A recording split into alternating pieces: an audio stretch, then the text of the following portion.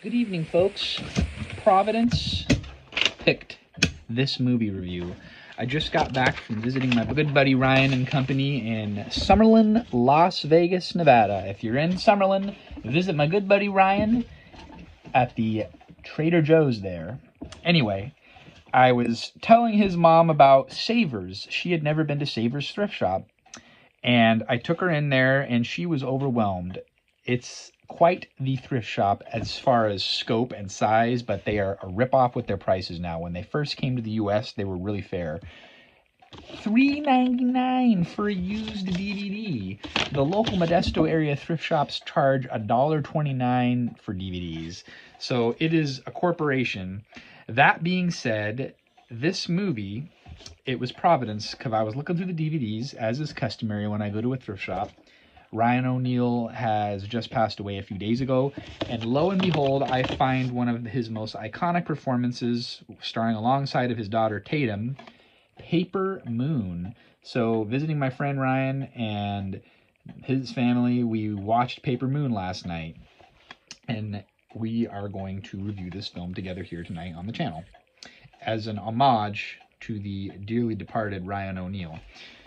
2 years ago, I reviewed a 5 out of 5 movie starring his daughter, one of my favorites in recent memory, The Bad News Bears. This particular film came out 3 years later in 1976. So this book, directed by Peter Bogdanovich, is a 1 hour and 45-minute runtime. It had a budget of... Did I write that down wrong? Let me see. I'm losing my notes here. It had a budget of $2.5 million, and it went on to gross $30.9 million at the box office. Now, interestingly enough, this is a period film set in the 30s. It's about Ryan O'Neal. He is a con artist, and then he kind of gets wrapped into this girl that may or may not be his daughter. And it's filmed in black and white.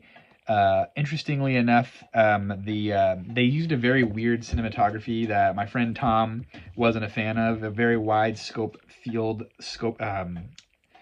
a very wide lens, and everything's on an even plane of field. And then they used a red filter, infrared filter, and then. Anyway, it's an adaptation of a 1971 book by a guy named Joe David Brown. The book is called Addie Pray. After the film was successful, he would change future releases of his book to follow the Paper Moon. Now, the director, Peter Bogdanovich, he was listening to a bunch of music from the 20s and 30s, and there was one song that talked about a paper moon, and he thought, I gotta change the name of this book into the film title, which turned out to be Paper Moon. And his friend Orson Welles said, that title is so good, it doesn't even need a movie backing it. It's just so good. You don't even need to make a movie. It's just such a great title. So anyway, we got Paper Moon, and then they had this scene where she's getting her black and white photo on like this crescent moon here. They kind of made that scene just to kind of have the studio agree to let them use that title versus the book title, Addie Pray. So anyway, commercially successful movie.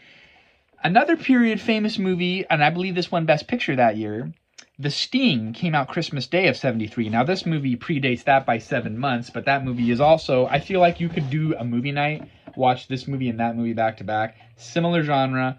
Sting is filmed in color, but similar time period, a Depression-era period film. Great acting by Ryan O'Neal. His daughter won a Best Supporting Actress award for that role. I think she was 8 or 9 years old. To this day, it's the youngest aged person to ever get an Academy Award. And I had seen this movie probably 15 years ago, and it was worth a rewatch, and I'm glad I stumbled upon it. It is a classic. Great soundtrack. It was filmed in and around Hays, Kansas, and St. Joseph's, Missouri. They really captured the authenticity of the time period. Here's something that boggles the mind. So this movie is portraying 1936, and it came out in 1973, so let's do the math. 46, 56, 66.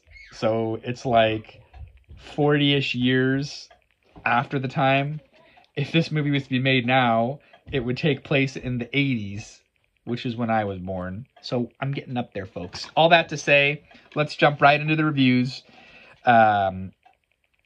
Interesting factoid, this movie was originally to be directed by John Huston, and Paul Newman, who stars in Sting, as we mentioned earlier, and his daughter were to star in this movie. But then when Huston left, so did Newman, and then Bogdanovich ended up getting it. And then he had seen Ryan O'Neal and used him in his movie What's Up, Doc, which came out a couple of years before this one. He had worked with Ryan O'Neal there, brought him on board.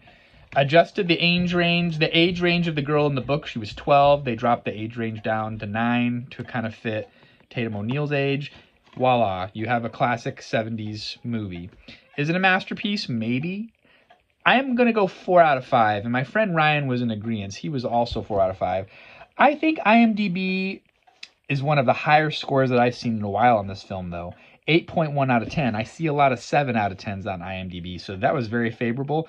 Rotten Tomatoes, 91%. Google users, out of 51 people that submitted their review, 4.9 out of 5. So this is an important movie to a lot of people. I recommend it. I like that it was filmed in black and white.